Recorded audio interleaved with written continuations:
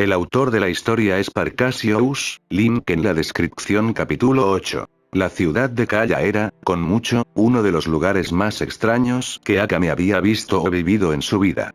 Era algo surrealista si estaba siendo honesta, pero en cualquier caso, uno no podría decir lo que realmente estaba pensando solo con su expresión facial. Eso fue algo bueno. Tratar de entender la ciudad Ishiro era demasiado difícil para ella, en primer lugar, sin la molestia adicional de verse aturdida cada vez que Shirou o la gente del pueblo hacían algo contradictorio con sus puntos de vista del mundo. Incluso había aprendido que había una regla tácita de que a Shirou no se le permitía descubrir las verdaderas capacidades de la gente del pueblo a menos que fuera una emergencia. Ella divagó y negó con la cabeza, guardando silencio mientras caminaba detrás de la espalda de Shirou. Su expresión exterior natural, tranquila y fría, contrastaba con la profunda curiosidad en sus ojos que se movían de un lado a otro donde quiera que fuera. No llevaba capa de ningún tipo, sino un uniforme de marinero negro con una falda corta que le llegaba hasta la mitad de los muslos. Llevaba un par de botas de combate en los pies, y el corte de la bota llegaba justo hasta la parte superior de las pantorrillas, que estaban aseguradas con finas correas de cuero. Por el momento, puedes quedarte conmigo. Recordó las palabras que Shirou le había dicho un día después de la batalla. Ella acababa de decidir quedarse en la ciudad de Kaya, pero no estaba muy segura de qué papel debería desempeñar como nueva aldeana. No era buena lavando la ropa, cosiendo o cuidando a los niños, pero sabía cómo cazar y usar una espada, cosas que en un día tranquilo no eran realmente necesarias en un pueblo como Kaya. Kaya tenía sus propios medios para cazar alimentos en un lago cercano, y una parte de la ciudad ya estaba dedicada a la agricultura para la autosuficiencia. No era que su profesión de caza y espadas no tuviera demanda, pero ella no era exactamente la persona más habladora. Para registrarse como miembro de una fuerza de caza, tendría que hablar con una mujer llamada Elaine, a quien instintivamente sentía que le desagradaba por razones que no conocía o que no conocía. Hablar con Elaine habría sido problemático, así que no lo hizo. Un día después de la batalla, Akame había abandonado en secreto la ciudad de Kaya y había depositado cadáveres de animales en su puerta en su propio esfuerzo por contribuir a la vida de la aldea. Feliz como estaba la gente del pueblo, a Shirou le dolía la cabeza porque Elaine lo regañaba para que Akame se registrara oficialmente como cazador en el registro de la aldea. Al final resultó que, dejar comida no reclamada al azar frente a la aldea, estaba arruinando la distribución logística que Elaine tenía que manejar como secretaria y jefa de asuntos de Kaya. Shirou se vio obligado a resolver los asuntos antes de que estallara una disputa, dejando la situación actual en la que terminó contratando a Akame como guardaespaldas para hacer uso de sus habilidades en otro lugar que no fuera la caza. Selka y la gente de Eiwa ya estaban manejando la caza de todos modos. A raíz de la batalla contra la tribu de Aheisi, la gente de Eiwa había decidido establecerse en Kaya mientras el líder de su clan despertaba de su estado de inconsciencia. Volviéndose hacia la distancia, Akame vio como Selka silbaba usando sus dedos en la distancia y se iba con un grupo de cazadores hacia el bosque de bestias peligrosas. Debido al Tiegu que Shirou había creado ante los ojos de Akame, Selka y los demás pudieron enfrentarse incluso a algunas de las bestias peligrosas más duras que ofrecía el bosque. Las bestias cazadas serían luego procesadas antes de que los huesos sobrantes fueran enviados a Shirou para que los manejara junto con los cadáveres de los Mountain Shakers. Sin decirlo, el problema alimentario que enfrentaba Kaya se resolvió temporalmente debido a la enorme cantidad de carne a la que el pueblo tuvo acceso de repente. Esto era para decir que no había una necesidad real de que Selka y los demás cazaran más, pero aún así lo hicieron con el razonamiento de familiarizarse con el terreno y mantenerse en condiciones en caso de que la gente de Aheisi regresara. La disputa entre los clanes guerreros en Wakoku no era algo que se resolviera fácilmente. Con respecto a toda la carne que quedó al sol después de la batalla, seguramente comenzaría a pudrirse en unos pocos días. Por lo tanto, mientras Selka y los otros cazadores iban a cazar, el resto de la gente del pueblo había pasado la mayor parte del tiempo conservando toda la carne que podían. Resultó en un número considerable de raciones. La gente de Kaya no pasaría hambre por un tiempo, pero lo que Shirou quería hacer era cambiar por un tiempo a para siempre. Para hacer tal cosa, necesitaba hacer que Kaya fuera autosuficiente sin depender solo de la caza. La agricultura era la clave, y no simplemente en el pequeño nivel de Kaya de antes. La introducción de los Mountain Shakers había presentado una oportunidad. A raíz del ataque masivo de Dangerbeast, grandes secciones de la región boscosa alrededor de Kaya se aplanaron, exponiendo una vasta llanura abierta después de que se limpiaron todos los escombros. Era la tierra de cultivo perfecta, pero el problema, como siempre, era el agua. Sin agua no habría vida ni comida. La razón por la que la agricultura de Kaya no podía crecer lo suficiente para sostenerse antes era porque la fuente de agua estaba demasiado lejos y el suelo alrededor de Kaya estaba hecho principalmente de piedra en lugar de grava suelta. Hizo que fuera difícil excavar e irrigar para cultivar otras parcelas de tierra, pero ya no. Shirou estaba de pie junto al ancho lago que se canalizaba desde un río arriba, con las manos extendidas frente a él mientras Akame examinaba sus acciones. Es cierto que ella había estado obsesionada con descubrir qué tipo de Teigu poseía, pero ninguna cantidad de observación podría llevarla a ninguna parte.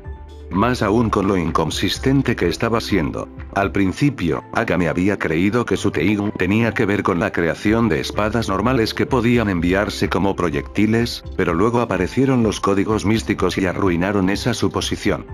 Teigu solo tenía un tipo de poder por arma y algunos tenían dos o más, pero nunca hubo un Teigu tan versátil como el que Shirou estaba mostrando.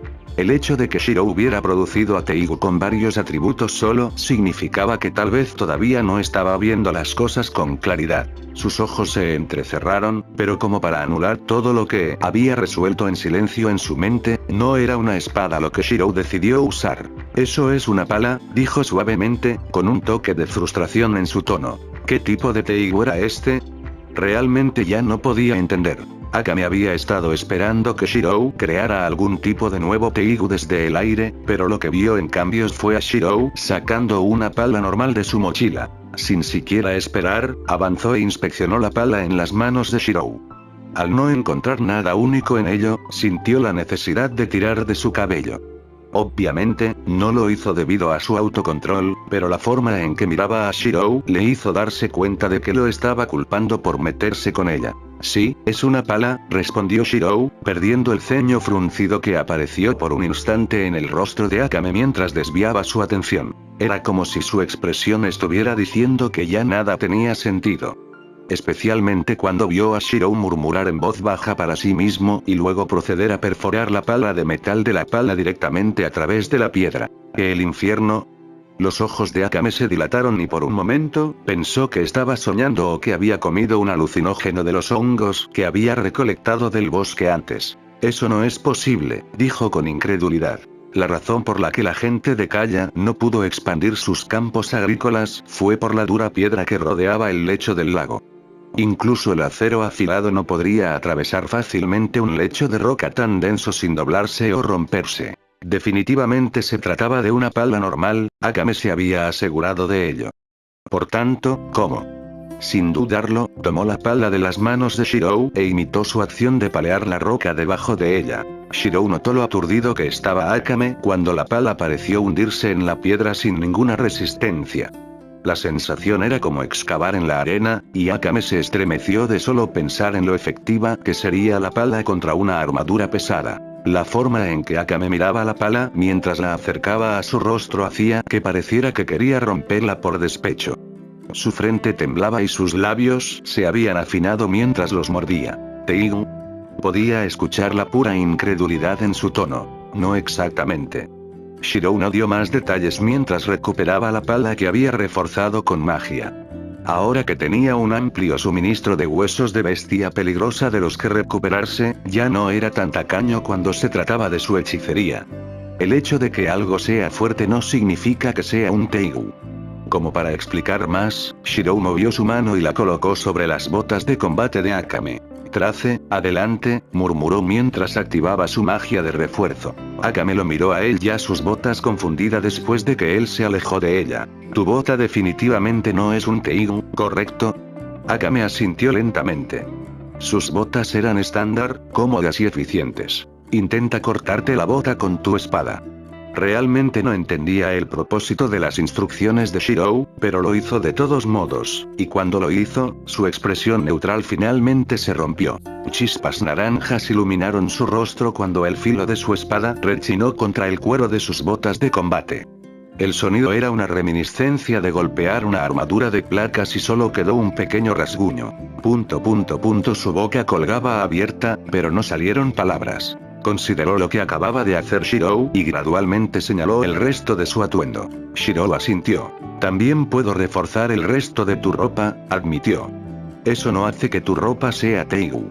Akame cerró la boca y no dijo nada más, pero por dentro, su mente era un lío complicado mientras ordenaba los poderes que estaba segura de que Shirou poseía. Tenía la capacidad de crear Teigu. Tenía la capacidad de curar. Y ahora también tenía la capacidad de reforzar. Con las cosas que ella había visto de las que Shirou era capaz, ¿por qué no tomó sus espadas y luchó para marcar la diferencia? Era parecido a una armería ambulante, una bahía médica y una herrería, todo en uno. Su pura utilidad en cualquier campo de batalla era más que útil. ¿Por qué? La palabra pasó por sus labios. ¿Por qué eres tan fuerte pero no peleas? Ya te he contado lo que está pasando en el imperio. La pregunta la había estado molestando desde el momento en que vio a Shirou crear una espada tan enorme para combatir contra los Mountain Shakers. Ese poder no parecía pertenecer a un solo humano, sino que era algo que pertenecía a las leyendas. Leyendas de magia. Sus ojos se abrieron visiblemente ante el pensamiento, pero negó con la cabeza ante la imposibilidad.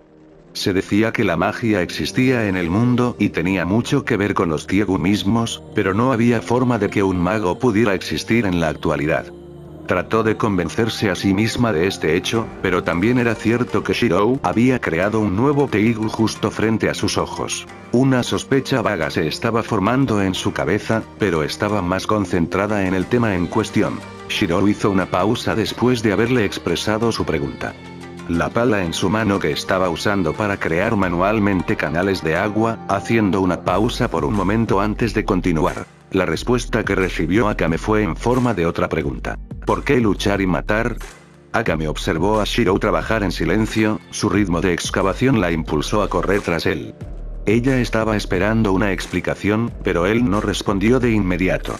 Había una mirada profunda que se había manifestado en sus ojos, casi como si estuviera recordando un recuerdo. No importa cuán fuerte pueda ser alguien, la cantidad de personas que uno puede salvar por su cuenta siempre será limitada, dijo Shirou en voz baja, dejando rastros de tierra mientras trabajaba. Ahorras y ahorras y ahorras, mientras que al final persigues un ideal inalcanzable.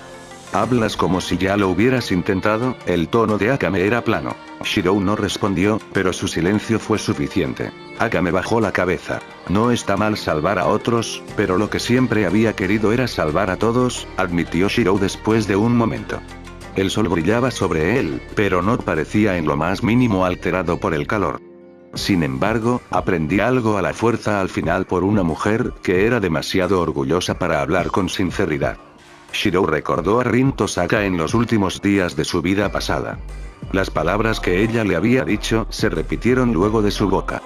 Si un solo idiota no puede cargar con el peso de salvar a todos por su cuenta, ¿qué pasaría si esa carga fuera compartida por uno, dos o más?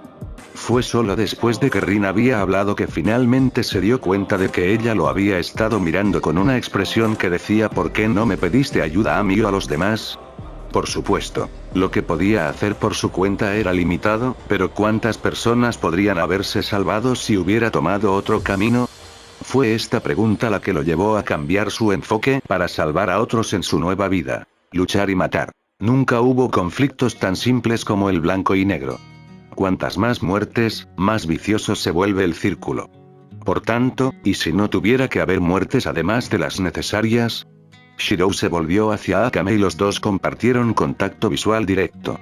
No es que no quiera hacer una diferencia, sino porque ya lo estoy, dijo. Para proteger a los que estaban cerca de él, y un día extender su ayuda a todos los que lo necesitaban, primero tuvo que crear un lugar sin mentiras, engaños y asesinatos. Esa fue la base del pueblo de Kaya. Un sueño que su padre en el Nuevo Mundo había querido hacer realidad. Akame digirió lo que acababa de escuchar antes de mirar hacia el pueblo distante y su gente sonriendo a lo largo de las calles. No importaba qué tipo de persona era uno antes de entrar en Kaya, todos serían tratados de la misma manera. No había necesidad de luchar por un mundo de paz si ya estaba aquí. Lo que importaba era protegerlo hasta que ese día creciera y se extendiera por el mundo. Sería un tipo de revolución diferente a la planeada por el ejército revolucionario. No había garantía de que los líderes del ejército revolucionario no se corrompan ellos mismos. Sin embargo, con Shirou y la ciudad de Kaya, Akame estaba seguro. Sus dedos se curvaron en sus palmas ante la repentina revelación, la forma en que veía el conflicto actual en el imperio cambiando ligeramente. Ahí, Shirou atrajo la atención de Akame hacia él mientras descansaba sobre el mango de la pala. El canal que había cavado desde el lago ahora había llegado a las llanuras vacías de la batalla contra la gente de Ageshi. El trabajo de Shirou estaba a punto de terminar, y terminó poco después de conectar el camino que excavó hasta el lago. El agua se filtró en los canales excavados, e irrigó la tierra una vez seca, cambiando el suelo a un tono más oscuro a medida que las grietas profundas se llenaban rápidamente hasta el borde. Más tarde llamaría al resto de la gente del pueblo para comenzar a plantar semillas para la cosecha. Akame, llamó Shirou. Ella se volvió hacia él. Le estaba sosteniendo una pala de repuesto mientras señalaba hacia todos los otros canales que aún necesitaban ser cavados. ¿Vas a quedarte ahí parado o vas a ayudar?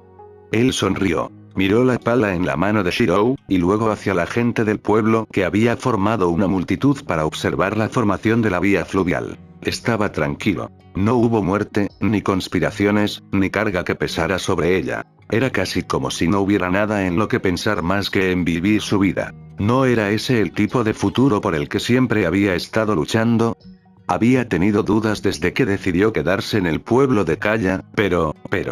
Gradualmente, extendió la mano y tomó la pala que le ofrecía, viendo cómo Shirou asintió con la cabeza. Quizás esas dudas algún día desaparezcan por sí solas. El sonido de dos palas cavando a través de la roca se hizo eco durante el resto de la tarde. Shirou sabía por experiencia que el problema era algo que venía de lo inesperado, pero no contaba con que ocurriera tan pronto. De pie frente a la pared de grandes espadas que había creado para defenderse de la gente de Ageshi, estaba mirando a Selka y los otros cazadores que no podían mirarlo a los ojos. Selka estaba inquieta, con las manos entrelazadas mientras cambiaba torpemente su peso de un pie al otro. Se había ido de cacería con sus compañeros cazadores por la mañana y de alguna manera regresó no con una presa capturada, sino con cientos de otras personas. Algunos vestían de manera similar a Selka, mientras que otros usaban diferentes atuendos que se asemejaban a una mezcla de costumbres occidentales y orientales. Yo puedo explicarlo, tartamudeó Selka ante su acercamiento, con la cabeza gacha. Trató de formarse una explicación razonable, pero en el momento en que se volvió para mirarlo y luego miró a la gran cantidad de personas que había traído, su determinación comenzó a flaquear. Es así, empezó a hablar Selka desde el principio. Ella y los cazadores acababan de realizar una cacería regular cuando se encontraron con refugiados que se vieron obligados a abandonar sus hogares debido a las guerras civiles que ocurrieron entre las naciones de Wakoku. Selka no había podido negarles un lugar seguro para quedarse simplemente porque estaba familiarizada con todos ellos. De la misma manera que el pueblo de Eiwa había sido atacado y obligado a huir, las naciones vecinas de Eiwa corrieron la misma suerte. De los cientos de personas que habían traído Selka y los cazadores, muchos de ellos eran amigos cercanos de otras naciones. Lo siento, sé que debería haber preguntado primero, pero no pude hacer que dejaran de seguir. Selka parecía particularmente culpable. Sabía que la gente de Eiwa ya le debía un gran favor a Shirou, y ahora solo le estaba trayendo más problemas. La vergüenza de sus acciones hizo que las mejillas de Selka se sonrojaran de vergüenza, mientras que los otros cazadores solo pudieron toser en sus manos ante su incapacidad de decir no a sus amigos. He traído deshonra a la familia. Mátame. Mátame ahora. Los ojos de Selka seguían moviéndose de Shirou al suelo, mientras se reprendía por dentro, pero contrariamente a sus expectativas, Shirou puso una mano en su hombro. Buen trabajo. Era como si hubiera sido visiblemente golpeada, su corazón latía violentamente dentro de su pecho mientras una cálida expresión se dirigía hacia ella. Sus labios temblaron muy levemente, se formaron remolinos en sus ojos. El rojo fue subiendo gradualmente por su cuello hasta que cubrió la totalidad de su rostro con un brillo carmesí. Se sentía como si su cara estuviera ardiendo. No puedo. Es demasiado cerca. No pudo pronunciar las palabras adecuadas y solo pudo mirar rígidamente mientras Shirou soltaba su hombro para dirigirse a la multitud. Los otros cazadores alrededor de Selka observaron la reacción de Selka con conocimiento y la animaron interiormente para que tomara su futuro con sus propias manos. Uno de los cazadores mayores incluso se acercó a Selka y colocó la garra del animal más feroz perseguido en sus palmas antes de darle una palmada en la cabeza. Trabaja duro, hija del jefe Freesia, dijo el mayor de Selka para tranquilizarlo. Siento bebés fuertes en tu futuro. Cállate. Selka golpeó a su cazador mayor en la cabeza y se alejó rápidamente para encontrar un agujero para enterrarse en su nerviosismo. Si la vergüenza fuera letal, ya habría muerto varias veces. Simplemente estaba agradecida de que Shirou ya no le prestara tanta atención en ese momento. De lo contrario, si hubiera escuchado lo que su cazador superior había dicho, bien podría buscarse una soga y terminar con su miseria. El único que arqueó una ceja ante las acciones de Selka fue Akame, quien no entendió muy bien lo que estaba pasando con Selka en primer lugar. Akame se encogió de hombros. No era asunto suyo. Lo que importaba era ver cómo Shirou quería manejar la nueva ola de migrantes. Todos son bienvenidos a quedarse aquí. Como esperaba.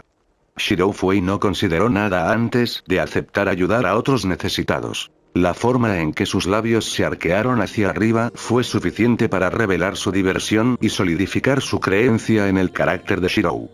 Cuando los demás de Night Raid finalmente vinieron a buscarla, ellos también deberían poder ver qué tipo de persona era Shirou. Quizás entonces podría evitar pelear contra sus antiguos colegas. Ella simplemente no tenía la voluntad de levantar su espada contra ellos. Continuando, sin embargo, estaba en su trabajo como guardaespaldas informar a Shirou en lo que se estaba metiendo. Aún así, tuvo que esperar una mejor oportunidad. En este momento, Shirou estaba siendo acosado por cientos de personas agradecidas que se inclinaban ante él con respeto. Por el momento, no hay suficientes viviendas dentro de la ciudad para acomodarlos a todos, así que voy a tener que pedirles a todos que se queden en el área al lado de la ciudad, explicó Shirou lentamente después de salir de la multitud. Presionaré para que se construyan más casas lo antes posible, así que siéntase libre de sentirse como en casa. Todavía debería haber suficiente comida para todos, además, tenemos un excedente de madera para construir en el momento. La madera provino de todos los árboles que fueron cosechados en la batalla contra Agesi. Después de 2 horas ocupadas, Shirou finalmente logró arreglar todo, dejando la cuestión de organizar a los recién llegados a Selka y los cazadores, quienes estaban más familiarizados con todos. Finalmente, Shirou se quedó solo en lo alto de la muralla que rodeaba la ciudad de Kaya mientras estaba sumido en sus pensamientos. Fue en este momento que Akame finalmente decidió hablar. No estoy en contra de acoger a más personas, pero sabes en lo que te estás metiendo, ¿verdad? La mayoría de estas personas son de Wakoku, pero vi a algunas de las aldeas circundantes en el área. Akame frunció el ceño antes de apuntar hacia afuera con su espada en 3 direcciones diferentes. Vinieron de allí, de allá y de allá. La mirada de Shirou siguió a donde quiera que Akame dirigiera, pero aún así no reaccionó realmente. ¿Importa? Preguntó. ¿Quieres decir que no lo sabes? Akame parecía incrédulo. La tierra sobre la que está construida la ciudad de Kaya es en realidad parte de un dominio de un alto noble del imperio. Las aldeas que señalé son de lugares que pagan altos impuestos. Algunos de los refugios que no son de Wakoku pueden estar huyendo contribuyentes, no es que se les pueda culpar. Los impuestos son simplemente demasiado altos para que la mayoría de los pueblos empobrecidos los paguen. Entonces, razón de más para albergarlos. Pensé que ya te lo había dicho antes, nunca está mal ayudar a los demás. Las cejas de Akame se crisparon. Instintivamente deseaba llamar tonta a Shirou, pero ¿qué la convertía en elegir ponerse del lado de un tonto? Una idiota decidió, pero, no obstante, la sonrisa en su rostro reveló sus verdaderos pensamientos antes de negar con la cabeza y educar sus rasgos. El imperio actual no es razonable, dijo siniestramente.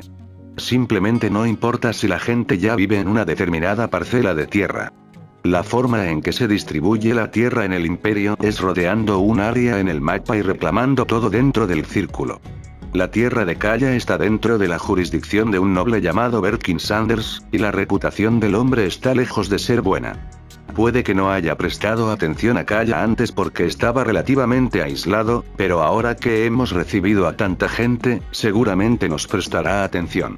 El crecimiento de Kaya seguramente atraería la atención del dueño de la tierra gobernante.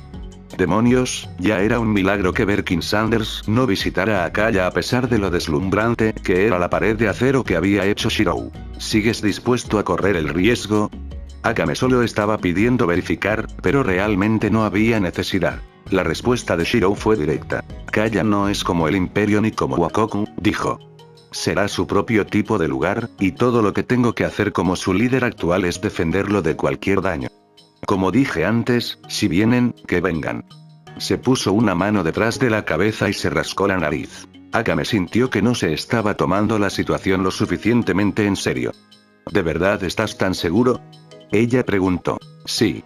De hecho, en realidad se debió a la gran cantidad de bestias peligrosas que ahora tenía en su poder.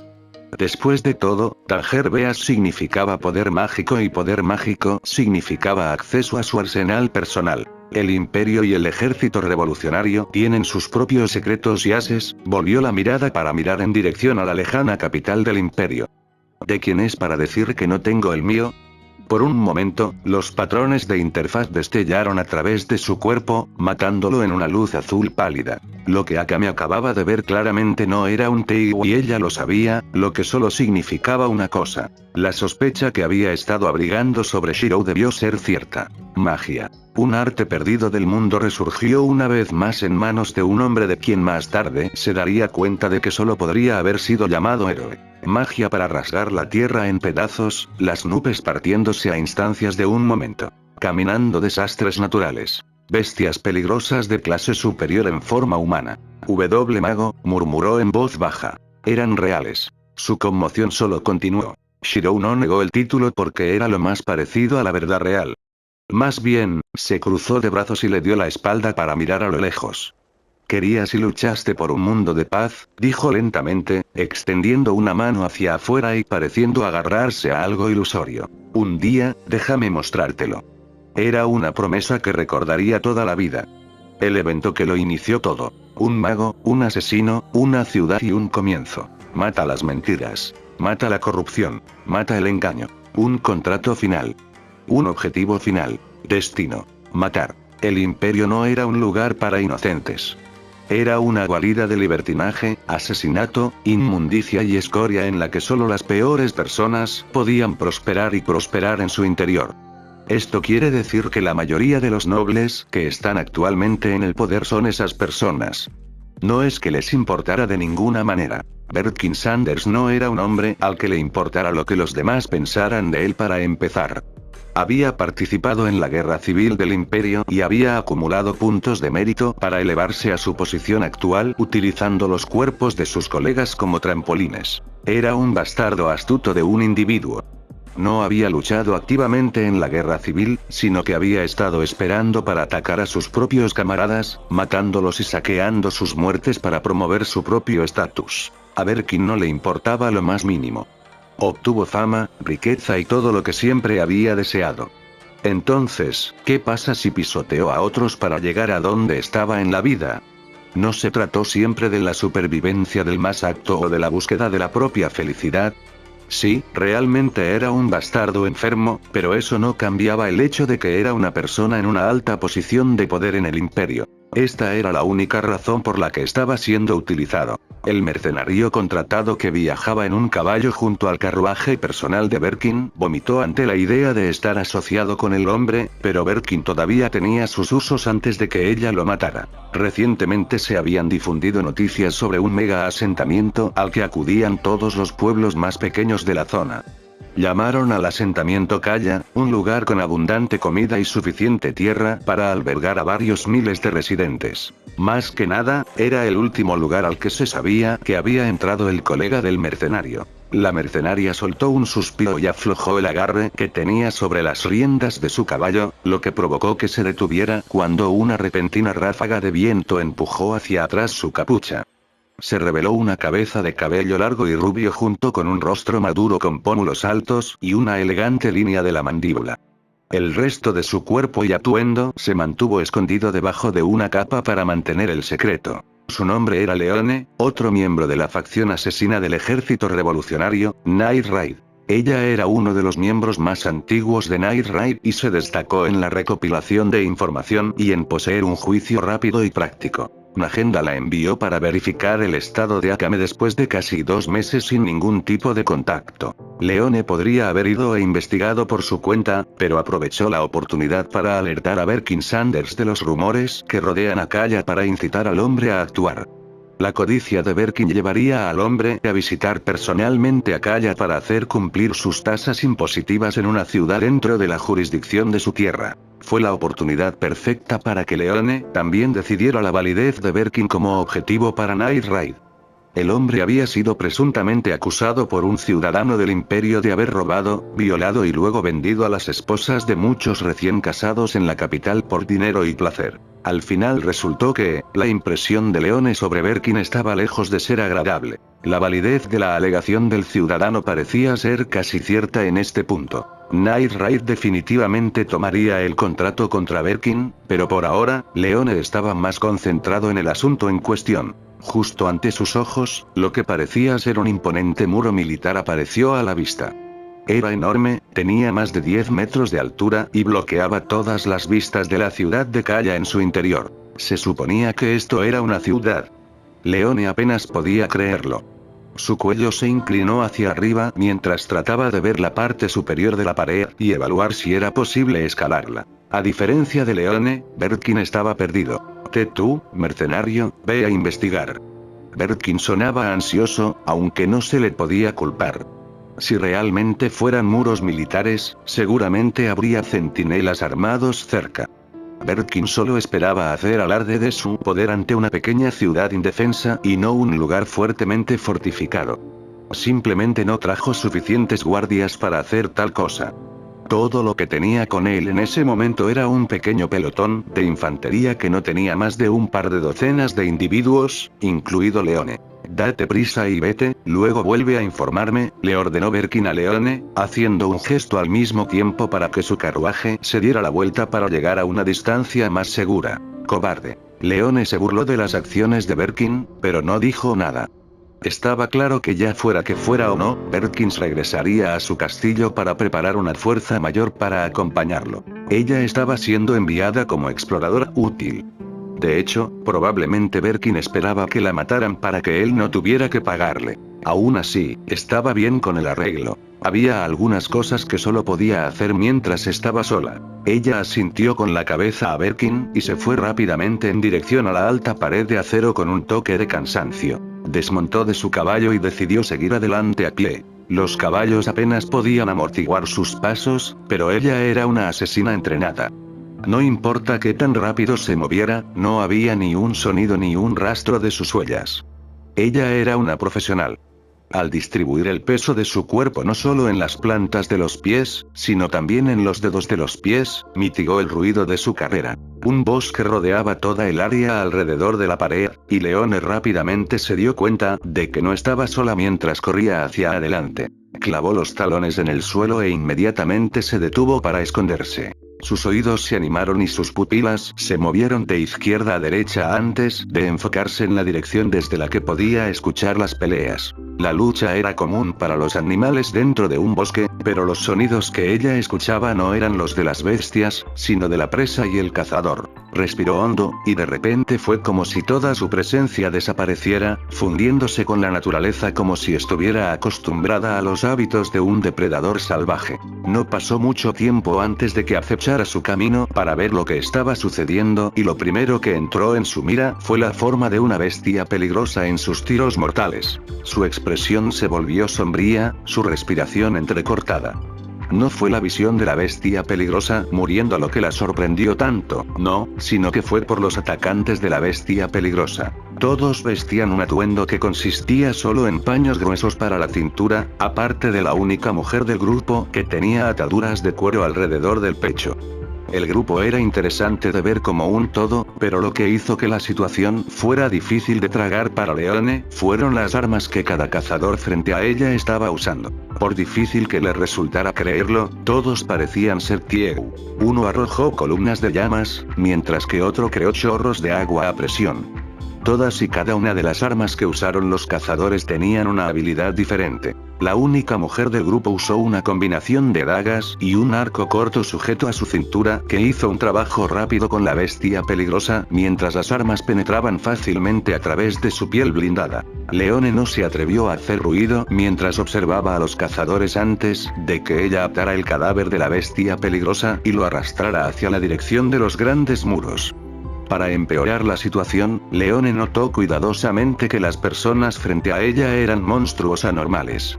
Solo uno de ellos tenía el poder de levantar a la bestia peligrosa muerta con un brazo, incluso la mujer del grupo parecía no tener problemas para realizar la tarea. Alta capacidad física junto con el hecho de que cada cazador que Leone había visto poseía un Teigu, y esa era básicamente una fuerza de élite que ni siquiera el imperio podía subestimar. Lo que no tenía sentido para Leone era que tal fuerza sería parte de una ciudad aleatoria de la que apenas había oído hablar antes. ¿El tal ciudad realmente existía en medio de la nada? En ese caso, los informes con los que se había enviado a Akame probablemente se habían vuelto inútiles. ¿Akame se infiltró en un lugar como este? Ya habían pasado casi 2 meses. Entonces eso no significaba. El pensamiento hizo que Leone hiciera una mueca de dolor y arrepentimiento. Es cierto que incluso ella tendría problemas contra tal fuerza de enemigos si la atrapaban, y mucho menos contra Akame. No. Ella no está muerta. Me rehúso a creerlo. Tal vez la hayan obligado a esconderse. Leone se cubrió la cabeza con la capucha de la capa mientras miraba las siniestras paredes en la distancia. Incluso en la espesura de la maleza, los altos muros producían una sombra amenazante que se extendía por millas. Su intuición de repente envió escalofríos por su espalda cuando Leone escrutó las paredes más a fondo. No, esas no eran paredes, el interior de su boca se secó. Casi parecían espadas enormes en todo caso. Una advertencia de algún tipo. Una bandada de cuervos voló por el aire, sus graznidos resonaban en sus oídos. Leone apretó los dientes y siguió adelante, su preocupación finalmente se hizo evidente en su rostro. Akame, ¿qué te pasó?